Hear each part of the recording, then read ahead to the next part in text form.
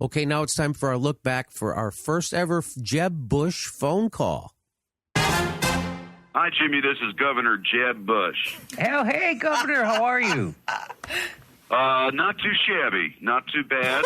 Thanks for asking. I just wanted to sort of check in with you and do the sort of due diligence required of 2016 candidates, or, at least the announced ones, and touch base with you to sort of lay out my case for 2016 and let people know what Jeb Bush is about. Well, this is great. Governor Bush, we always like to ask, how will you differentiate yourself from all the other Republican candidates?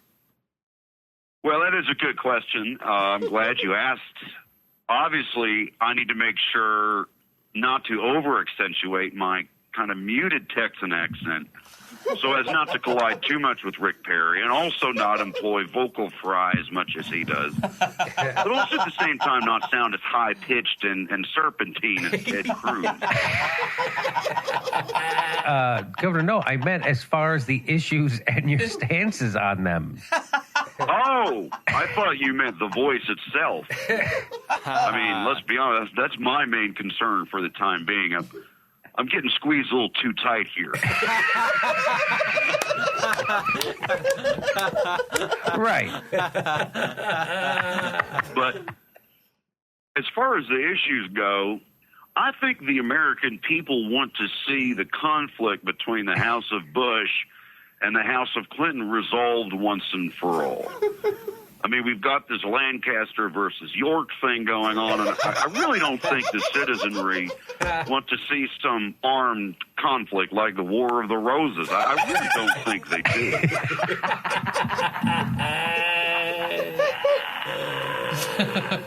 do. Wait, what? And, Jimmy, it really just boils down to pedigree and legitimacy. My father was president. My brother was president. Our grandfather was a senator. There have been Bushes here and Cheneys since 1630s Massachusetts.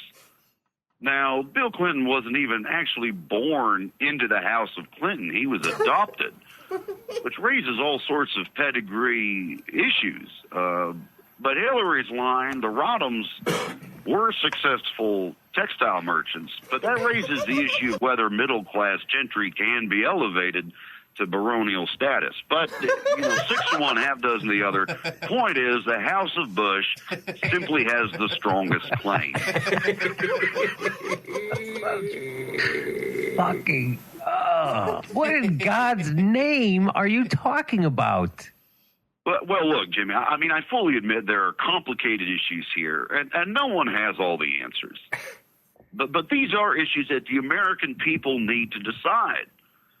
Degree of descent from a common ancestor, consanguinity, questions of bastardy due to papal bulls and or dispensations. These sorts of things need to be decided once and for all. What? And I think these are good debates to have, to be honest with you. Oh, geez. Because we have been at the mercy of a usurper for the past 7 years in the White Tower, or White House, and how the balance of nature has been thrown off by that. I mean, Jimmy, we've all seen trees and shrubbery walking on their own accord through the forest. The sun shining at night and the moon during the day. Peasants getting health care. I mean, we've seen all these omens and portents, not to mention harbingers, that just show us the inappropriateness and foolishness of this Barack Othello being king or president. Yeah, I don't even really know what to say here. Governor, this is America. We don't have royalty here. We have founding documents that describe how our rulers will rule us. Jimmy, of course, and I have great respect for the Magna Carta. I mean, we just celebrated that venerable parchment's 800th birthday this very year, and in fact, we had a little party and cake for it up at the Bush compound up in Kennebunkport. And my mom, who is really sort of the comedian of the family, when we were cutting the cake, said, Dad should get to have the first piece. He actually remembers when the Magna Carta was signed. And Dad, who still doesn't miss a beat to this day, he said, "Hey, cut me some slack, Barb. I was too young to remember."